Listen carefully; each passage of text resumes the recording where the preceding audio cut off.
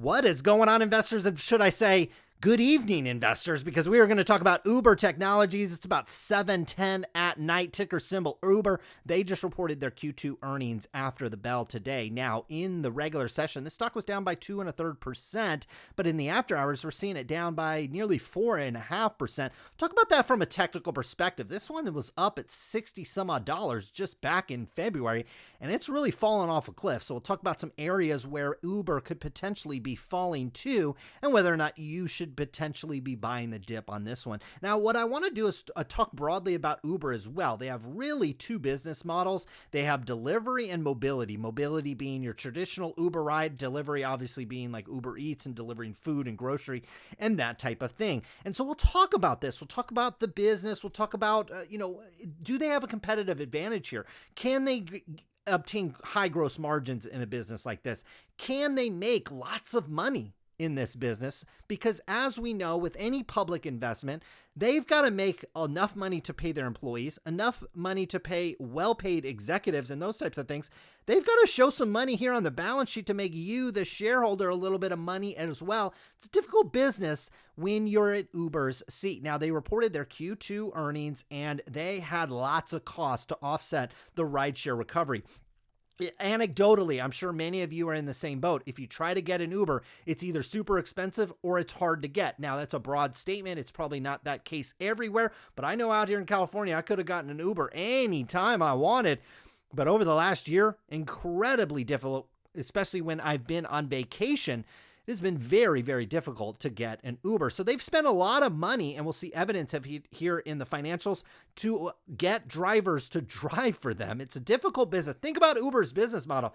They have to get me, the consumer, to pick up my app, download the app, get my food delivered, or go get a ride from Uber. So that's one marketing spend for Uber. They have to get me, the consumer, but they also got to get the driver, the person with a car that wants to drive around and make money. Those are two completely different businesses and two different marketing strategies. And we see they're constantly imbalanced, okay? And so it's a difficult business for Uber. Now, what's not difficult is this company is growing their revenues. Take a look at this. This is revenues for the last 3 months. We got $800 million in revenue, 886 to be exact, on the delivery. This was last year. Now we grew that by over 120% to $1.96 billion. In fact, that's the largest part of their business now, and exceeding mobility. I'm sure in a truly reopened economy, which who knows when we'll ever see that again, mobility would be higher than this delivery, but delivery is really outpacing it. Now, mobility grew very nicely too. We're at 787. Think last year, this obviously was an easy comp to bump up against because last year people were at home, people weren't working, people weren't traveling. All those things tend to lead to more Uber rides. We've seen that loosen up a little bit. God willing, we see a little bit more of it in the coming months ahead. We'll see what happens. But over the last couple months, as this quarter was reported, we ticked up 106% to $1.6 billion. Now, they have this freight business as well, but that's relatively minor. Now, what I want to focus on here is the profitability of these business units. So what we talked about is the mobility side, which is your traditional Uber ride.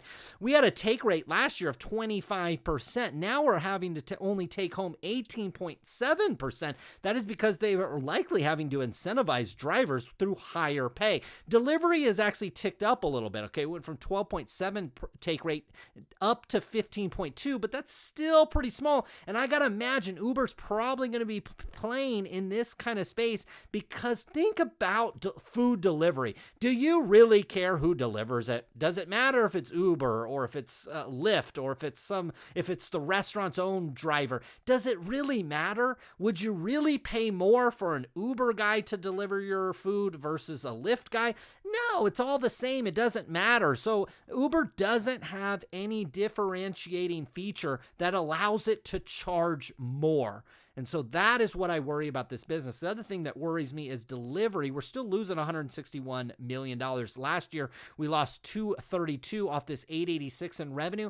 This year, we lost that $161. Okay, it improved a little bit, but boy, we grew this revenue by 122%. but we only improved our loss from that. And again, this is on an adjusted basis by only 31%.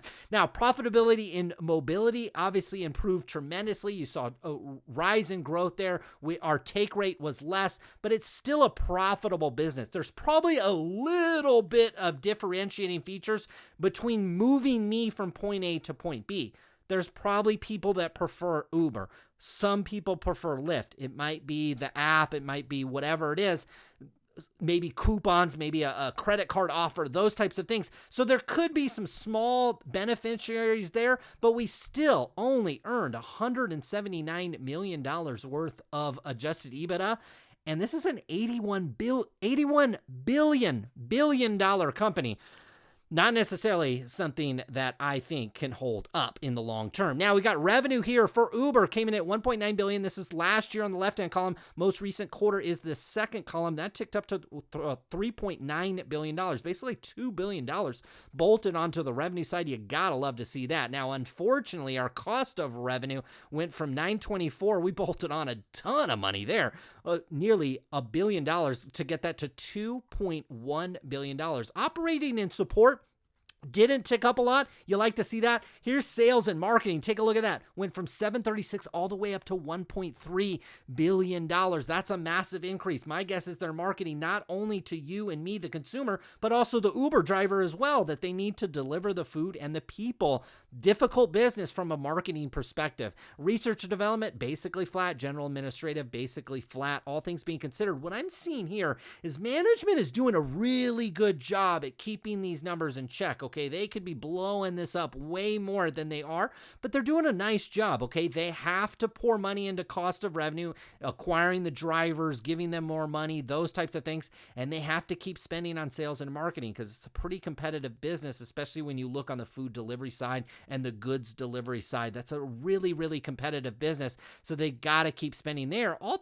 Everything else stayed in check, and you like to see that. That's actually a sign of good management. Whether or not it's something I want to invest in, do I really want to invest in the most positive thing about these numbers are that they're keeping their cost in check? Probably not necessarily. Total costs and expenses went from $3.5 billion up to $5 billion. Our loss from operations improved a little bit from $1.6 billion to a loss of $1.2 billion.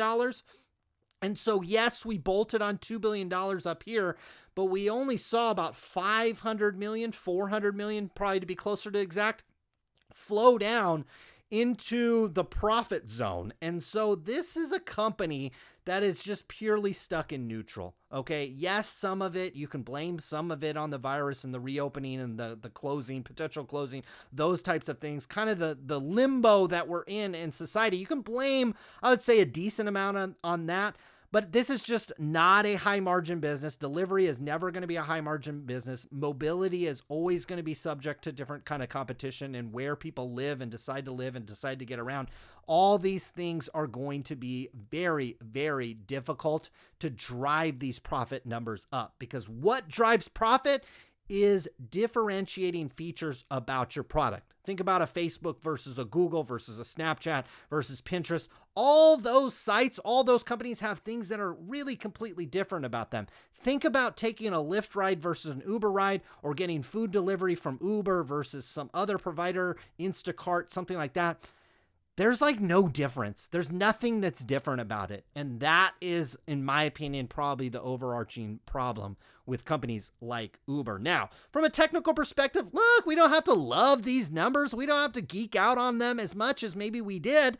But from a technical perspective, we are pulling into some areas of consolidation. Take a look. This stock back in March, like a lot of stocks, fell off. Man, it was down here at $15 and it rallied hard. And where did it stop? It stopped right here at $38. And then it came down to 30. Then it rallied up to 38, wavered for a second, and then boom, rallied all the way up here to $63. And since then, we've really rolled over here. Talk about a rollover. Look at this. I mean, this is like a half semicircle right here. This stock is down and it is heading further down. Should we find some support here? About $1 underneath the stock? Sure, right around $38. I would expect this stock to bounce here. If it doesn't bounce here, you are highly probable coming down another $3 or $4 down to about $34 per share. That's another area of support that you'd see under this stock. Further down there, you got about $30 per share. anywhere, and this is where the stock went sideways for a considerable amount of time, anywhere, and again, this could be for a trade setup. I don't really see a fundamental reason why you'd want to get into Uber. Okay, how are they going to raise prices on delivery with all the competition out of there? How are they going to raise prices on Uber rides? Okay, and how does the, the variants and all the stuff that's going on with the virus and those types of things, how's that going to impact Q3 and Q4? And forget that. Maybe it's Q1 and Q2 and Q3 forever. So it might be something that everybody has to deal with for a really long time. Certainly would be great for the delivery business, but guess how many other players are going to get into that space and compete? Not only, again, this is our overarching theme to this video, not only is Uber competing for me, the consumer, but they're competing for the driver as well. Okay? And so if there's other companies out there competing for the same thing, often that just drives price down and down and down and down. And I can think that Uber's share price will likely continue to go down and down and down. Can you find little areas where it'll pause and take a pop? Sure. Could you have some euphoria in the stock and watch this thing rally? Sure. Stocks do all kinds of things that I don't necessarily understand or agree with. Just longer term, we're thinking longer term with Uber here, not necessarily a business that I would want to be in. And at least for today, investors agree. Maybe let me know down in the comments what you think about this one. Look, over the last year, stock's still up 37%, but we got to remember, we got an $81 billion market cap on a company that just printed a quarter of a $1.1 billion loss from operations over the last 6 months. Holding about true, you're losing about $2.8 billion, and there's no sight to be seen where they are going to be able to turn this around based on the conditions of the marketplace as they currently stand. So that was Uber. Hopefully you guys enjoyed this video. We'll be back again soon with more. Good luck with your investments.